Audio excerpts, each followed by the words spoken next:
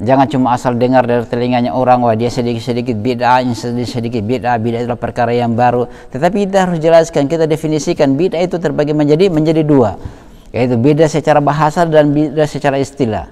Tidak ada yang dinamakan dengan bid'ah hasanah. Bismillahirrahmanirrahim. Alhamdulillahi rabbil alamin.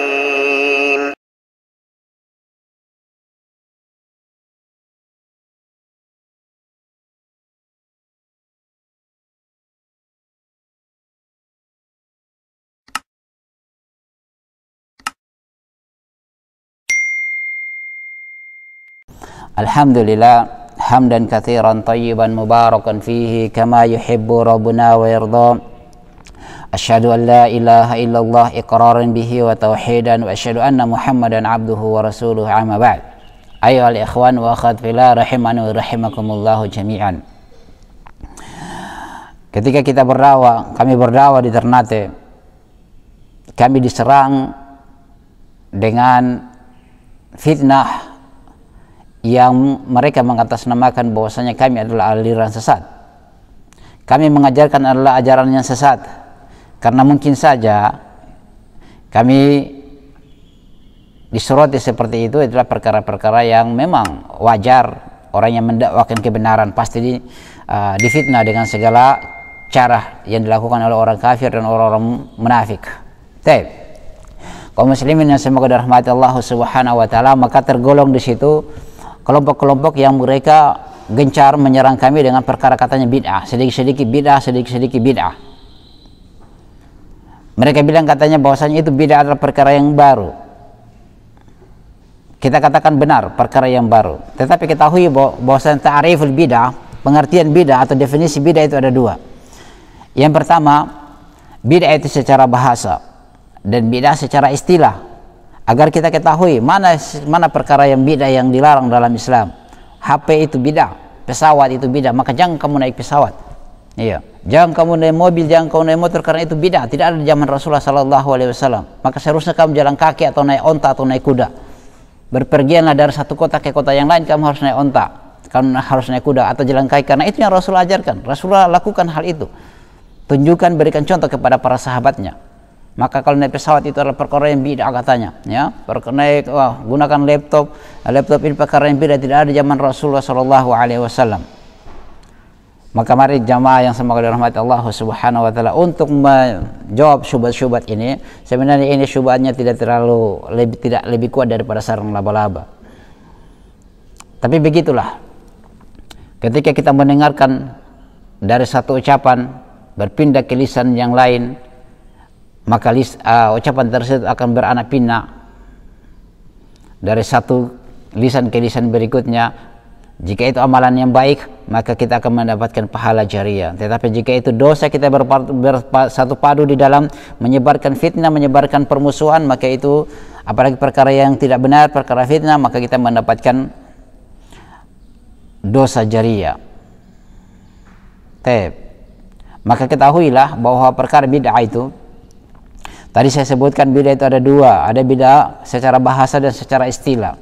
Kalau bid'ah secara bahasa, yaitu perkara yang baru. Nah, di sini hal yang baru masuk semuanya, laptop, HP, pesawat, mobil. Itu perkara-perkara yang baru, dan itu merupakan fasilitas-fasilitas yang tidak terlarang di dalam Islam. Karena bid'ah secara bahasa itu bukan perkara yang terlarang di dalam agama kita. Dan bahkan perkara-perkara tersebut seperti mikrofon itu sebagai sarana untuk lebih menyebarkan dakwah. Seperti HP, kamera, itu lebih sarana-sarana, fasilitas-fasilitas yang mendukung, yang dibolehkan untuk membantu menyebarkan dakwah. Maka tidak terlarang hal-hal tersebut, karena dia juga masuk dalam bid'ah secara bahasa. Karena perkara yang baru, hal yang baru di dalam, bukan di dalam agama, tapi dia mencakup perkara-perkara duniawiyah. Itu secara secara bahasa. Maka kalau ada orang yang melarang kita, jangan kamu gunakan motor, jangan kamu gunakan HP karena itu perkara yang baru, maka kita jawab adalah iya, itu baru dalam pembahasan bid'ah secara bahasa. Dan bid'ah secara bahasa tidak terlarang di dalam Islam. Tidak terlarang di dalam Islam sampai datang nas-nas yang secara jelas melarang hal tersebut. Karena seperti perkara ibadah, ya. Karena kita akan berbicara terkait dengan agama kita. Maka ketahui bahwa perkara bid'ah itu seperti kendaraan-kendaraan itu perkara bid'ah secara bahasa, dan secara bahasa itu perkara yang tidak dilarang di dalam agama kita sampai datang nas-nas yang secara jelas melarang hal itu. Taib. Kemudian yang kedua adalah bid'ah secara istilah. Nah, bid'ah secara istilah inilah yang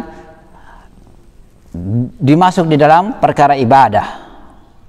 Bid'ah secara istilah ini adalah perkara yang terkait dengan perkara agama, terkait dengan perkara ibadah, terkait dengan perkara muamalah, terkhusus perkara ibadah kepada Allah Subhanahu wa ta'ala. Karena bid'ah secara istilah itu adalah perkara-perkara yang baru di dalam agama. Maka perlu kita ketahui tadi, bid'ah secara bahasa itu perkara yang baru dalam perkara duniawiyah, dalam perkara amaliyah. Kemudian adapun bid'ah secara istilah adalah perkara-perkara yang baru di dalam agama. Maka inilah yang dikatakan oleh Rasulullah sallallahu alaihi wasallam, wa kullu bid'atin dhalalah wa kullu dhalalatin finnar. Dan seluruh perkara yang baru itu adalah sesat, dan yang sesat itu tempatnya di neraka. Dan kata-kata kullu di situ adalah seluruh, bukan ba'du. Kalau ba'du itu adalah sebagian. Karena Rasulullah mengatakan seluruh, adakah dalam bahasa Indonesia seluruh itu dia bermakna sebagian? Kalau saya katakan seluruh laptop, apakah ada dia kalau ambil keyboardnya saja seperti itu? Tidak. Kalau saya sudah katakan laptop seluruhnya, atau seluruh laptop, atau seluruh makanan, maka semua yang ada di dalam hal itu, dalam tempat itu, tidak menunjukkan sebagian di situ. Maka Rasul mengatakan kullu bid'ah, dan setiap dan seluruh bid'ah itu adalah sesat. Maka perkara-perkara yang harus kita ketahui, maka jangan terlalu menfitnah, ya. Maka itulah pentingnya kita belajar. Jangan cuma asal dengar dari telinganya orang, wah dia sedikit-sedikit bid'ah, sedikit bid'ah itulah perkara yang baru. Tetapi kita harus jelaskan, kita definisikan bid'ah itu terbagi menjadi dua, yaitu bid'ah secara bahasa dan bid'ah secara istilah. Tidak ada yang dinamakan dengan bid'ah hasanah, bid'ah yang baik. Adakah bid'ah yang baik? Tidak ada perkara yang bid'ah karena bid'ah yang baik, karena Rasulullah mengatakan kullu bid'atin dhalalah, semua bid'ah itu sesat. Tidak adalah kita cuma orang-orang yang mengatakan bid'ah hasanah, ya, mereka cuma mencari-cari alasan untuk membenarkan kejelekan yang mereka lakukan. Hanya mencari alasan untuk membenarkan apa yang mereka kerjakan. Tidak dikenal dari kalangan para ulama, tidak dikenal dari kalangan para sahabat yang namanya bid'ah hasanah, bid'ah perkara yang baik. Kalau dikatakan bid'ah hasanah, maka itu diarahkan kepada perkara yang mana? Perkara yang merupakan perkara-perkara bid'ah secara bahasa, masuk dalam perkara dunyawiyah tersebut. Dikatakan perkara bid'ah hasanah itu baik tersebut sebagai perkara yang baru, yang baik di dalam memfasilitasi untuk menyampaikan informasi, menyampaikan dakwah, itu yang dinamakan bid'ah hasanah. Bid'ah yang baik, bukan bid'ah dalam perkara ibadah kepada Allah Subhanahu wa taala. Dalam perkara ibadah kepada Allah Subhanahu wa taala, maka itu tidak ada yang dinamakan dengan bid'ah hasanah. Semuanya kullu bid'atin dhalalah, dan semua itu perkara yang bid'ah adalah sesat. Bahkan perkara ibadah saja, hukum asal ibadah itu adalah haram. Hukum asal ibadah itu adalah haram sampai datang nas-nas yang membolehkan ibadah tersebut. Itu hukum asalnya. Maka perkara yang baru yang Rasulullah sallallahu alaihi wasallam sudah mengkhabarkan tentang perkara yang dilarang. Wa iyyakum wal muhdatsatil umur, dan hati-hatilah kalian dengan perkara-perkara yang baru.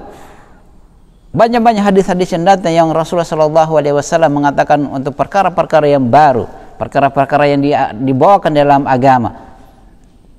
Nah, apalagi datang membawa sesajen-sesajen, memberikan makan kepada penunggu laut, penunggu air, pohon. Itu perkara-perkara yang dilarang oleh Rasulullah SAW. Karena hukum asal ibadah adalah haram. Karena beribadah itu hanya kepada Allah Subhanahu wa taala, maka hukum asalnya adalah haram sampai datang nas-nas yang membolehkan ibadah. Berarti kita datang perintah untuk beribadah hanya kepada Allah Subhanahu wa taala, tidak bisa kita menduakan Allah Subhanahu wa taala dalam beribadah. Maka itu dimasuk dalam perkara syirik. Kalau jatuh pada perkara syirik akbar, itu menyebabkan pelakunya keluar dari Islam. Nah, yang terjadi hal-hal ini banyak, orang-orang para dukun, orang-orang awam, ya. Nah, maka perkara-perkara bid'ah tadi kita dapatkan bahwa bid'ah itu ada dua, ada bid'ah secara bahasa dan secara istilah. Tidak ada istilahnya bahasanya bid'ah secara bid'ah hasanah, bid'ah yang baik. Nah, seperti maulidan, itu perkara yang dilarang oleh Rasulullah SAW. Bukan perkara yang dicontohkan oleh Rasulullah SAW. Maka tidak ada bid'ah hasanah. Baik, demikian. Semoga bermanfaat. Kita tutup dengan doa kafaratul majelis. Subhanakallahumma bihamdik asyhadu an la ilaha illa anta astaghfiruka wa atubu ilaik. Assalamualaikum warahmatullahi wabarakatuh. Bismillahirrahmanirrahim. Assalamualaikum warahmatullahi wabarakatuh.